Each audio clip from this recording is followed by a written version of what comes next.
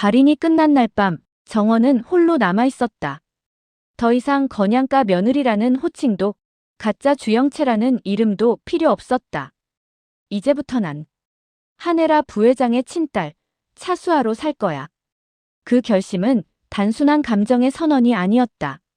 한혜라가 평생 집착해온 상징들, 고급스러운 교양, 우아함, 상류층의 이미지를 한 번에 부서뜨릴 수 있는 방법은 그녀가 가장 숨기고 싶어한 진짜 딸이 세상 한가운데로 걸어 나오는 것이라고 정원은 직감하고 있었다. 그래서 정원은 다시 건양가 대문을 밀고 들어왔다. 지난번에는 가짜 이름을 달고 숨어 들어왔지만 이번에는 본명과 피를 들고 정면으로 들어온 것이었다. 이제부터 전 한혜라 부회장의 딸 차수아로 살겠습니다.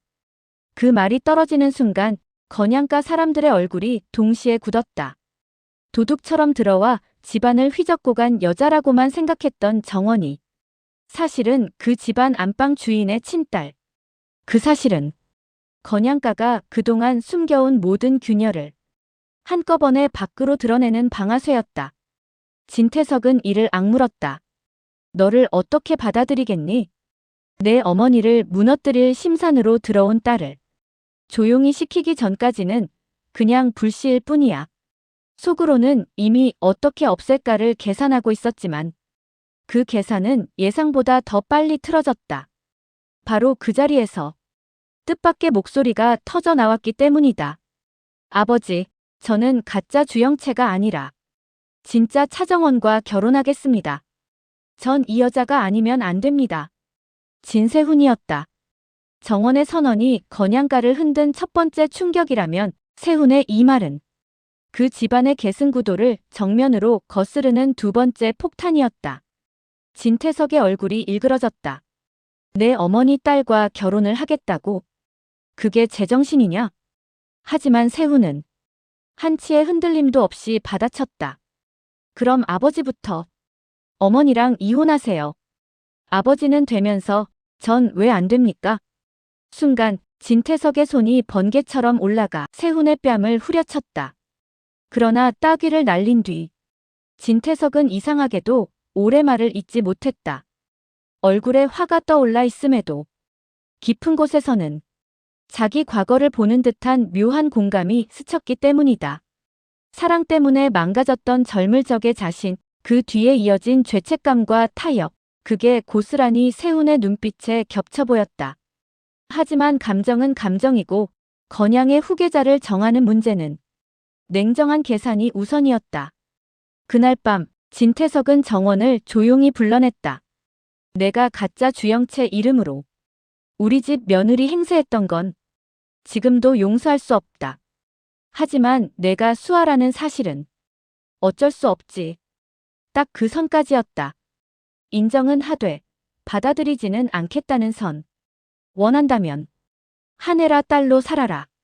다만 한국이 아닌 외국에서 원하는 패션 공부 실컷 하고 건양 패션 해외 지사 하나 맡겨줄 수 있다. 대신 아무 일도 없었던 것처럼 조용히 더 이상 우리 앞에 나타나지 마라. 보기 좋게 포장된 제안이었지만 정원은 금세 그 안을 꿰뚫어봤다. 아빠 죽음도 내가 누구인지도 건양가에서 벌어진 모든 진실도 해외라는 이름으로 덮어버리겠다는 뜻이군. 정원은 눈을 가늘게 뜨고 입꼬리를 비틀어 올렸다. 왜 제가 떠나야 하죠? 아빠가 묻혀있는 곳도 여긴데 제가 나가야 할 이유는 없어요. 떠나야 하는 건 진실 숨긴 사람들이겠죠. 정원에 딱 잘라 끊는 대답은 진태석에게도 일종의 선전포고였다. 한편 세훈은 정원이 한혜라의 딸로 살겠다고 선포한 순간 이별의 문장이 함께 선고됐다는 걸 깨달았다. 아내 자리에서 스스로 내려왔구나. 정원이 걸음을 옮길 때마다 세훈의 심장은 조금씩 부서져 나갔다. 하지만 동시에 세훈은 알고 있었다. 정원이 어디를 향해 걷고 있는지. 그 길이 건양의 중심을 목표로 한 복수의 길이라는 것을, 그리고 그 길에서 진태석의 아들, 건양 후계자 진세훈이라는 존재가 가장 큰 걸림돌이라는 것도 세훈은 두 갈래 길 앞에 서 있었다. 사랑을 버리고 건양의 후계자가 될 것인가? 건양을 버리고 차정원 한 사람만 붙잡을 것인가? 가슴은 이미 답을 알고 있었지만 정원이 거침없이 자신을 밀어내고 있다는 현실은 그 답을 꺼내들 자신마저 흔들어버렸다. 그래서 세훈은 완전히 다른 세 번째 길을 생각했다. 힘을 가진 다음 그 힘으로 정원을 되찾는 길. 그 시간 공난숙은 휴대폰 속 한 영상을 하루에도 몇 번씩 돌려보고 있었다. 계단 아래로 굴러떨어진 차기범, 당황한 한혜라, 그리고 그 뒤에 등장해 기범의 마지막 숨을 끊어버리는 진태석. 이 한 장면이면 언제든 저 인간 무릎 꿇릴 수 있어.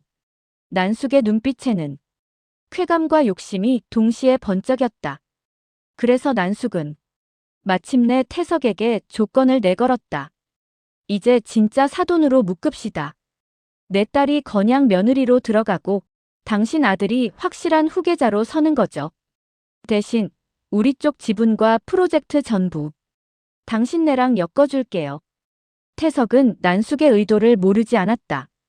기범 영상 하나로 자신을 쥐고 있고 그걸 지렛대로 삼아 더 크라운 캐피털과 건양을 피로 엮겠다는 계산이라는 걸 알면서도 냉정하게 계산해보니 손해볼 장사는 아니었다. 그래서 태석은 다시 세훈을 압박하기 시작했다. 후계자인 내가 지켜야 할 건 내 감정이 아니라 이 집안이다. 주영채와 결혼해라. 그게 내 역할이다. 그러자 세훈은 웃음인지 비웃음인지 모를 표정을 지었다. 제가 또 아버지처럼 하면 되는 건가요? 사랑은 따로 두고 집안 위에 다른 여자와 결혼해서 평생 죄책감 안고 사는 거요. 그 말에 태석의 손이 반사적으로 올라가 또 한 번 세훈의 뺨을 갈겼다. 하지만 이번에는 때리는 사람과 맞는 사람 모두에게 묘한 허무함이 남았다. 태석은 인정하기 싫었지만 지금 눈앞에 있는 아들이 젊은 날의 자기와 너무 닮아 있었다. 그럼에도 건양의 수장으로서 내릴 수 있는 답은 하나뿐이었다. 이 선택 말고는 없다. 태석의 말은 명령이었고 세훈에게는 저주에 가까웠다. 세훈은 결국 아버지의 요구를 받아들이는 척했다. 좋습니다. 주영채와 혼인관계 유지하겠습니다. 하지만 곧이어 덧붙인 말은 누구도 예상하지 못한 조건이었다. 단, 한혜라 부회장 지위와 권한 전부 제 앞으로 넘기십시오. 제가 건양의 부회장이 된 다음 그때부터 주영채와 살겠습니다. 태석은 순간 아들을 똑바로 바라보았다. 말투도 표정도 계산 방식도 점점 자기와 닮아가는 아들의 모습이 기분 나쁘게 익숙했다. 세훈은 거기서 멈추지 않았다. 이제 필요한 건 공난숙과의 거래였다. 그 사이에서 주영채가 직접 움직였다. 좋아요, 세훈 씨. 제가 세훈 씨를 부회장 자리까지 올려드릴게요. 대신 저도 하나만 받죠. 원하는 게 뭐죠? 진짜 건양의 3세, 진세훈의 아이. 순간 세훈의 눈동자가 크게 흔들렸다. 공난숙의 힘을 제대로 끌어쓰려면 피로 엮인 후계 구도는 확실한 방패이자 무기가 된다. 하지만 그 대가가 사랑 없는 결혼에서 태어날 또 다른 진세훈이라면 세훈의 가슴 한쪽이 철렁 내려앉았다. 정원을 되찾기 위해 잡은 이 손이 결국 자신이 가장 미워하던 아버지의 길을 그대로 답습하게 만드는 길이라는 걸 본능적으로 알아버렸기 때문이다. 그럼에도 세훈은 영채의 손을 뿌리치지 않았다. 당신이 약속을 지키면 나도 지킵니다. 그의 눈빛에는 이제 사랑만 있는 게 아니었다.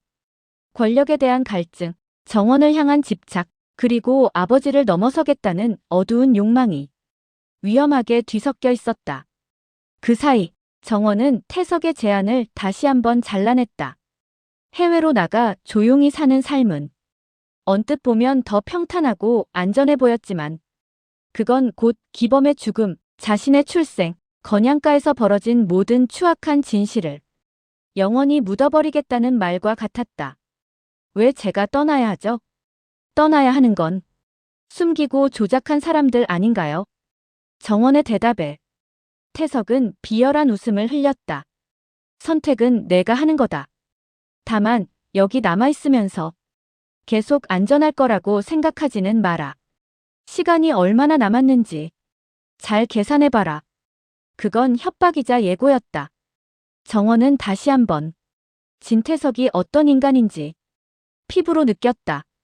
하지만 그 때문에 바로 도망칠 생각은 더더욱 들지 않았다. 지금 나가면 모든 게 이 사람 뜻대로 끝나버려. 정원은 결심했다. 지금 필요한 건 도망이 아니라 시간이라고.